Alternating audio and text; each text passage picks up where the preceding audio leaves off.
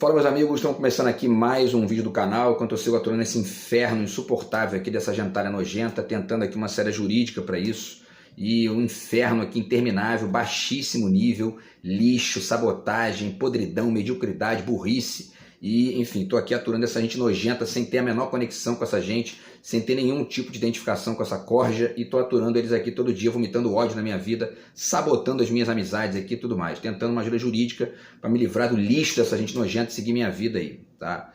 Enquanto isso, eu vou fazendo os vídeos do YouTube que eles meteram a pata imunda para destruir totalmente, né? Já destruíram inclusive a monetização aqui do canal, mas os vídeos eu continuo postando aí, porque inclusive é a única coisa que eu estou fazendo, enfim, é a única coisa que eles não podem destruir totalmente aqui, porque eu estou fazendo de madrugada também para não aturar aqui o baixo nível desses vermes, e enfim, fazendo aqui para poder, enfim, me manter ativo aqui, a despeito da covardia, do baixo nível, do lixo, dessa gentalha patética e prepotente. Enfim, eu ia fazer um vídeo hoje para falar sobre o discurso do Lula na ONU e também quando ele recebeu o prêmio, né, do Bill Gates,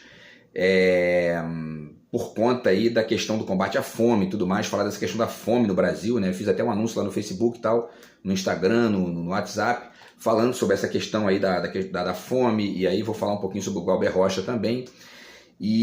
Mas eu vou deixar para amanhã, porque ontem já tive mais estresse aqui, aborrecimento, e enfim, né, tem dia que não dá aqui, porque os temas às vezes são mais complexos e demanda ali uma elaboração um pouco maior, e essa gente nojenta não me deixa em paz, e aí tem dia que não dá, né? Eu estou fazendo até milagre aqui de estar fazendo os vídeos, porque é uma corja tão asquerosa, que é um negócio inacreditável que exista gentalha de merda desse nível. Enfim, mas como não deu então para fazer, eu vou deixar com vocês aqui esse vídeo então hoje falando dos livros que eu comprei esse mês, porque eu sempre faço isso, né? Sempre faço, todo mês aqui eu tenho feito esses vídeos para poder trocar com vocês aí os livros que eu compro no mês e tal. A despeito também da sabotagem dessa gente nojenta, porque eles trocam livro aqui, manipulam o entregador, é uma gentalha assim de baixíssimo nível, a prepotência desses merdas é um negócio inacreditável. É uma gente assim para poder tirar lá o código genético deles e jogar fora, para não nascer de novo, entendeu? É um negócio inacreditável. Enfim, e aí eu vou fazer o vídeo hoje então com 8 livros que eu comprei esse mês, que na verdade eu comprei 10, só que um não chegou ainda, e o outro foi sabotado também por esses dementes aqui, porque eles ficam aqui, né, manipulando as minhas compras, é um bando de verme e eu não consigo seguir minha vida aqui em paz. E o outro não chegou, porque a questão do prazo, eu até ia esperar esse livro chegar, só que por conta dessa questão aí do tema, eu falei, bom, então eu vou fazer o vídeo aqui para poder, enfim, preencher aí o dia, né, no canal, e não perder essa rotina que eu estou mantendo aqui para poder tentar sobreviver ao lixo dessa corja de merda que eu sigo aturando esse tempo todo aí, tá? Antes eu deixo aqui para vocês a dica do meu novo livro de poemas, está aqui do outro lado de cá, que também está sabotado por esses animaizinhos, que eu estou aqui com um livro há mais de um ano, não consigo vender, não consigo conversar com as pessoas, por culpa da sabotagem desse bandido, mas segue aqui o anúncio do livro, tá? E o zap está na descrição do vídeo, para poder, enfim, né, trocar aí com as pessoas que conseguiriam furar o bloqueio desse lixo que eu sigo aturando aí, tá? Meu livro está na editora também, meu primeiro romance, saindo aqui eu apresento para vocês, já falei também que eu vou fazer vídeo sobre ele, e enfim, eu informo a vocês aqui no dia, tá? Então, pessoal, vamos lá. Hoje o vídeo vai ser provavelmente mais curto, né, porque são 8 livros, né? Geralmente eu compro mais, só que esse mês além de ter esse problema com essa gente nojenta aí, e eu estou me acautelando aqui de algumas maneiras, tem também o fato de que eu escolhi esse mês comprar alguns livros mais caros, e você acaba aí, então diminuindo a quantidade, né? Então vamos lá, o primeiro livro da lista é esse livro aqui de escritos, tá, do Arnaldo Antunes, organizado pelo João Bandeira. Então tá aqui, tá um livro do ano 2000, na verdade. Tá, então tá aqui, tem 40 textos aqui do Arnaldo Antunes sobre vários temas aí da arte brasileira, da poesia, da música, enfim, né, da cultura e tudo mais. E aí o livro, se não me engano, é do ano 2000, tá aqui, né, do ano 2000, e a reimpressão de 2014, tá? Então o trabalho do Arnaldo Antunes aí fala de várias coisas interessantes aqui, né, fala do CD, do Cabeça Dinossauro, né, e enfim, sobre rock and roll, fala sobre poesia também, fala sobre o Dorival Caymmi, fala sobre uma série de coisas bacanas, poesia concreta, né, que é um tema importante aí da trajetória dele, e uma série de outras coisas aqui, tá, ligadas à poesia e tudo mais, tá? Então, enfim, tá aqui, segue aí a dica, né, o 40 escritos do Arnaldo Antunes, organizado pelo João Bandeira. Estava num precinho bem camarada lá na Amazon, se eu não me engano foi R$ 25, quer dizer, para os níveis de hoje está um preço bem bacana aí, tá? Segue a dica para vocês. E aí, do mesmo Arnaldo Antunes, eu já li 3 livros dele, né? Só para constar aqui que eu também já mostrei para vocês isso aqui, o 2 ou mais corpos no mesmo espaço, tá aqui.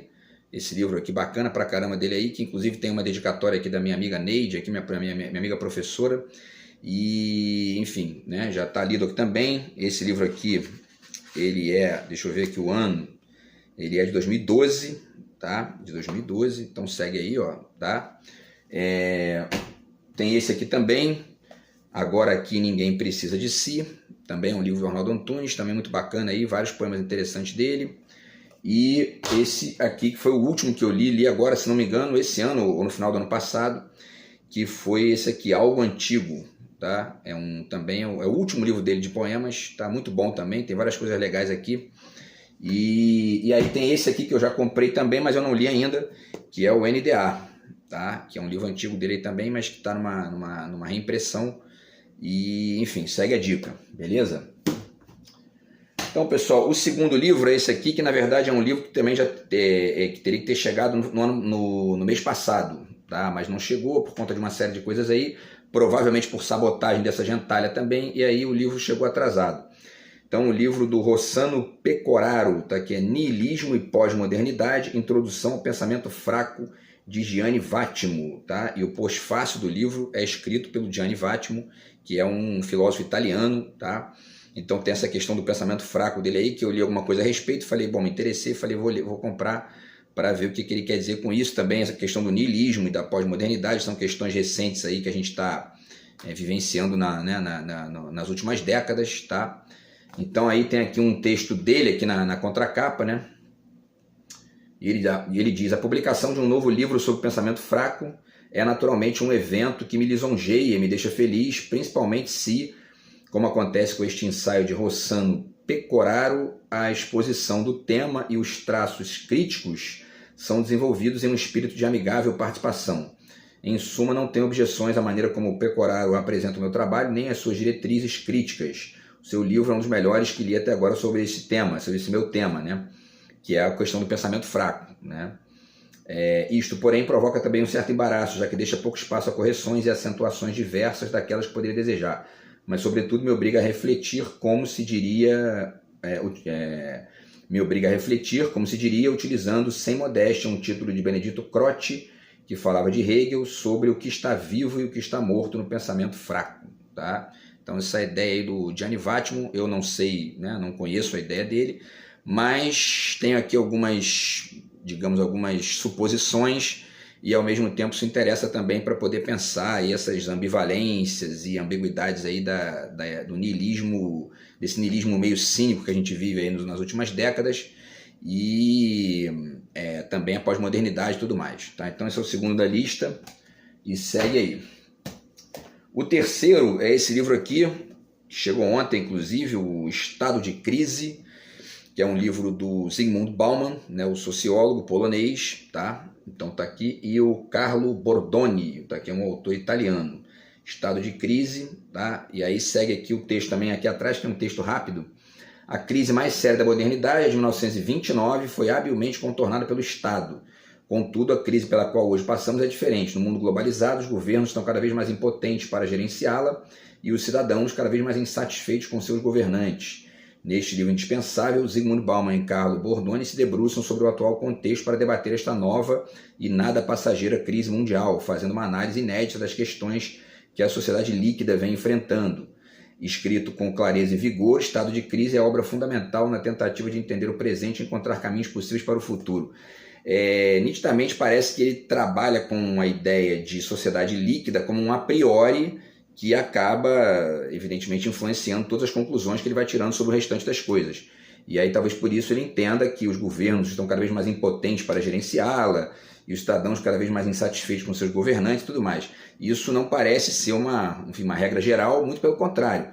Parece ser, na verdade, quando acontece, parece ser muito mais uma ilusão, né, do que uma verdade e um encaminhamento aí que o mundo vai seguir e tudo mais, tá?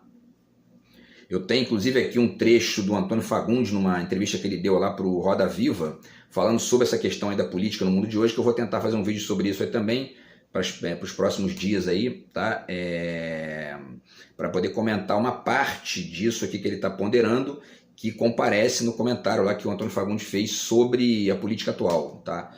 Então segue mais uma vez aí, tá? A dica do livro do Bauman, Estado de Crise, e essa ideia de crise é interessante para pensar também a reflexividade negativa, por exemplo, né, da direita brasileira, que eu tenho ponderado aqui, que muitas vezes sustenta a ideia de crise de maneira muito cínica, né, até para que o Brasil não caminhe, né, e outras coisas mais aí que a gente pode pensar a respeito, tá? Enfim, tem que pensar aí quem lucra, né, com a manutenção dessa retórica de crise sistemática, né? E aí também, para citar aqui os livros do Bauman que eu tenho, tá? O Modernidade Líquida, que eu já li, né? Tá aqui o Modernidade Líquida do Bauman, que é talvez aí o livro mais importante dele, né? Esse aqui que eu já li também, Capitalismo Parasitário, do Zygmunt Bauman, tá? Que é um livro até curtinho, tem, deixa eu ver aqui, tem 92 páginas, tá? Então é uma dica bacana aí também do Bauman. Esse livro aqui, Comunidade, a busca por segurança no mundo atual, esse eu não li inteiro, mas enfim, também tem umas reflexões interessantes aqui dele, tá? E esses dois aqui eu não li, o Vida Líquida, esse aqui eu não li, tá? Mas está aqui também na minha lista de livros do Bauman. E esse aqui que foi o último que eu comprei dele, o Babel, né? Entre a Incerteza e a Esperança, tá? Então esse também é um livro do Bauman. E esse aqui foi publicado, deixa eu ver aqui o ano, né? Deixa eu ver aqui a data desse livro. Ele é de 2016, tá? Então ele é aí um livro recente do Bauman, tá? Babel, Entre a Incerteza e a Esperança, tá? Então o livro do Bauman tá ali também na lista, né? E nas dicas de hoje, tá?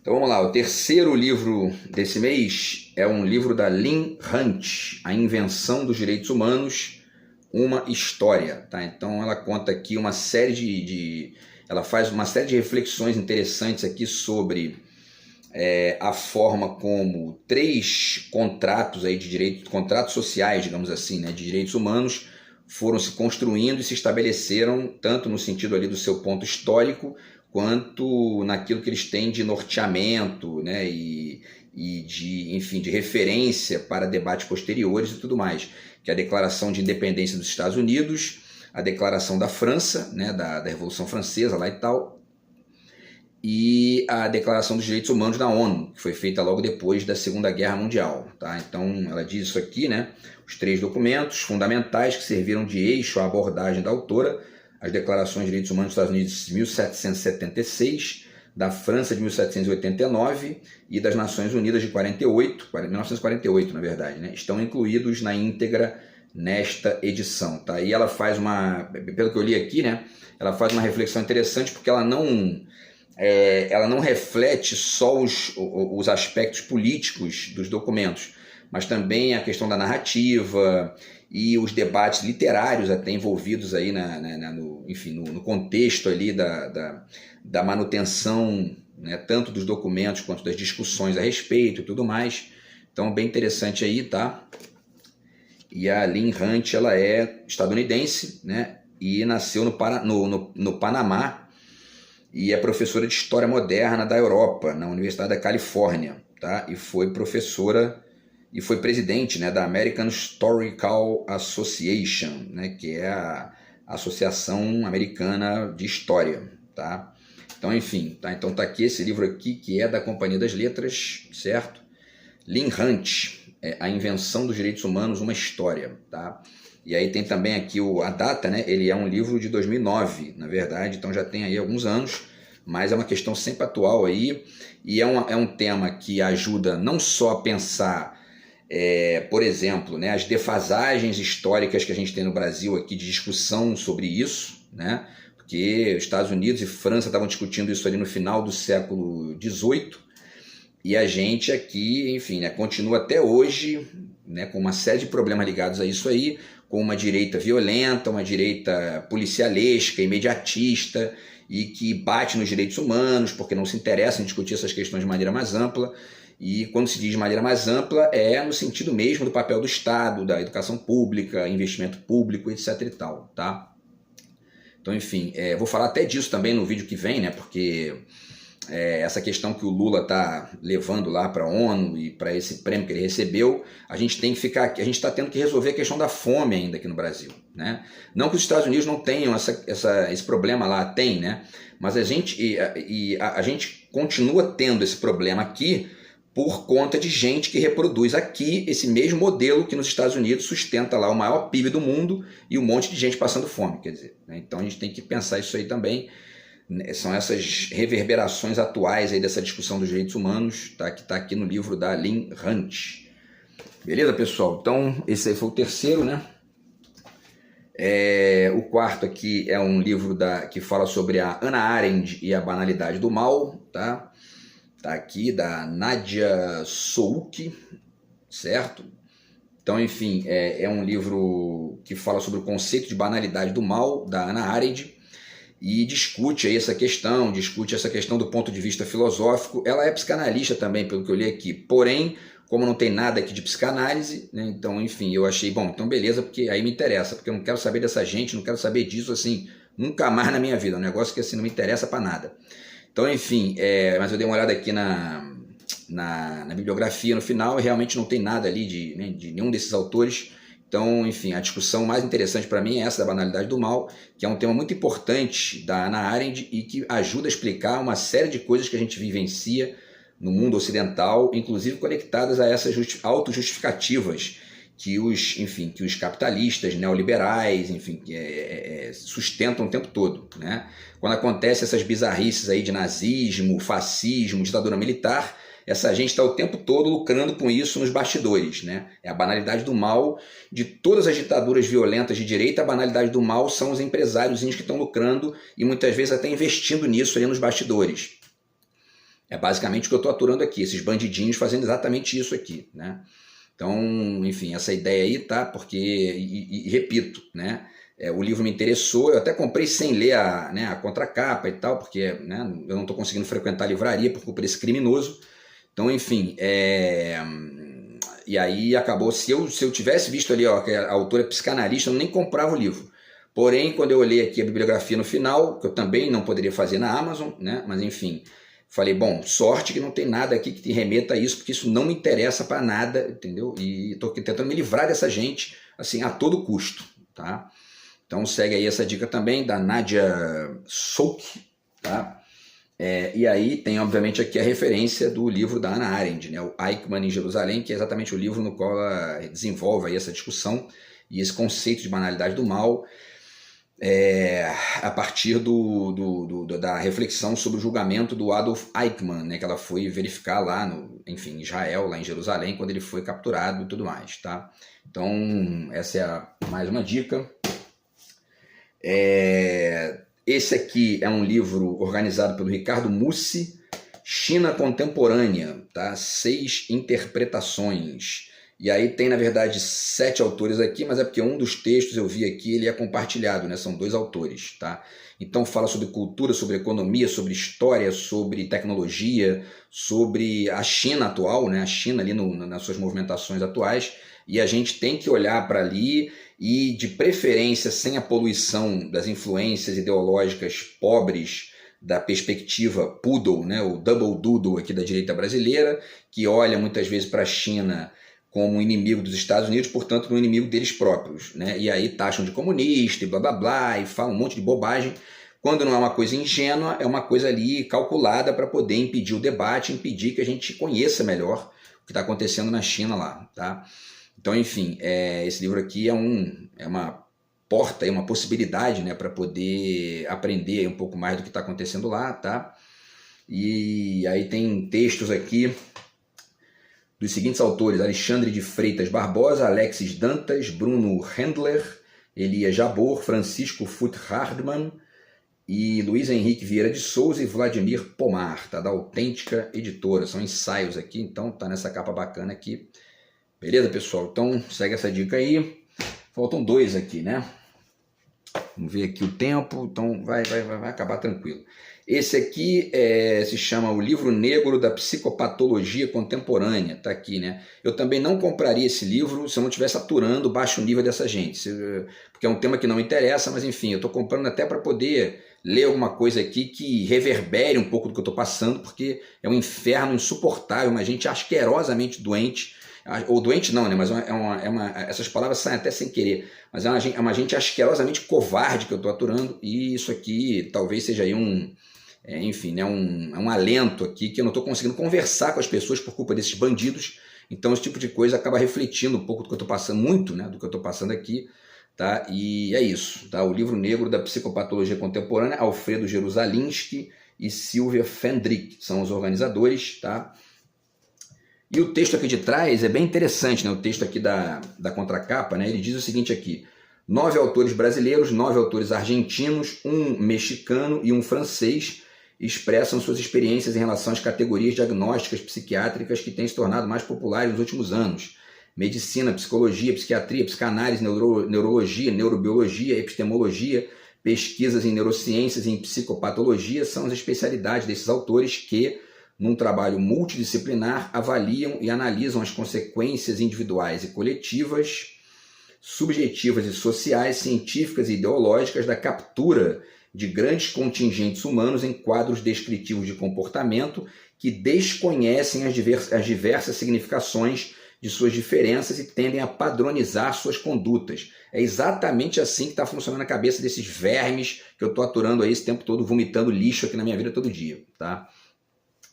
Agora, como eles estão fazendo muito escondidinhos, né, com indiretas, com chantagem, com hackeamento de sistema e tudo mais, porque são covardes, né, fica tudo escamoteado para poder vomitar tudo isso aqui, ó, mas sem dar as caras, né? Porque senão isso aqui fica um negócio inacreditavelmente absurdo, e é isso que eu estou tentando me livrar aqui a todo custo na justiça, para poder assim, nunca mais me conectar com gentalha desse tipo, que é uma gente que só bota você para baixo, só, enfim, é uma gente nojenta que eu quero distância, tá?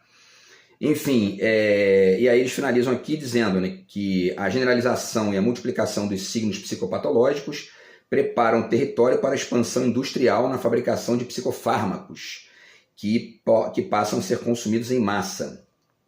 Isso aqui também está bem descrito num documentário que tem no YouTube, né, que eu já até falei dele aqui em algum vídeo para vocês, que é o Marketing da Loucura, né, que é um documentário interessante, tem 3 horas de duração, mas explica bem aí como é que funciona essa coisa meio que violenta aí dos discursos psicopatológicos, que acabam criando um monte de doença onde não tem, que acabam transformando comportamentos divergentes ali, ou comportamentos diferentes do padrão em doença, e acabam se colocando como a cura para tal, ou enfim, né, uma gente que paga de especialista sobre isso, quando na verdade muitos deles são vermes, como esse que eu estou aturando, é uma gente nojenta que não tem capacidade nenhuma de respeitar o espaço do outro, a vida dos outros, enfim, né, o sofrimento dos outros, porque são seres humanos e passíveis ali de, enfim, de serem pessoas bacanas ou serem lixo da pior espécie, que é isso que eu estou aturando aqui, tá? E aí, para finalizar, eles dizem aqui: nasce assim uma hipocondria dos espaços de humor, dos estados de humor, dos afetos, da educação, dos hábitos, das ideias, das relações, das dúvidas, dos desejos e das tristezas. E essa questão aqui também tem muito a ver com uns 2 ou 3 vídeos que eu já fiz aqui comentando essa gente, né? O sujeito lá falando que, porque a vida real, quando ele vai descrever a vida real, ele vai descrevendo sofrimento, né? Nota baixa na escola, briga de família, bullying e etc. Quer dizer, a vida real para essa gente é isso, porque eles ficam escutando isso todo dia, né? Nos tais consultórios, né? E, enfim, e aí acabam internalizando de maneira muitas vezes ali refletida a ideia de que, a vida é isso aí mesmo, a vida real é uma porcaria, é sofrimento. E aí se for um perversinho, então pior ainda, né? Porque aí isso é uma delícia pra gente nojenta como esse velho patético que eu tô aturando esse tempo todo, tá? Então assim, e aí o último parágrafo aqui, né? A última frase, aliás, né? As variações mentais e as singularidades pessoais são comparadas com uma média estatística que cria uma medida comum inexistente na realidade, né? E o que está acontecendo comigo é uma prova evidente disso que eles estão dizendo aqui, porque essa gente nojenta está vomitando rótulo e baixo nível e lixo na minha vida todo dia há 8 anos, assim, desconsiderando completamente isso aqui, quer dizer, né, a variedade da vida, as experiências diversas que existem na vida. Esse megalomaníaco demente é um completo retardado, um imbecil, assim, dos piores, e eu sigo aturando aqui os crimes desse animal, que é um estúpido também, assim, num nível incomensuravelmente medíocre, né? E esse boneco padrão subjacente descreve uma normalidade definida pela uniformidade, né?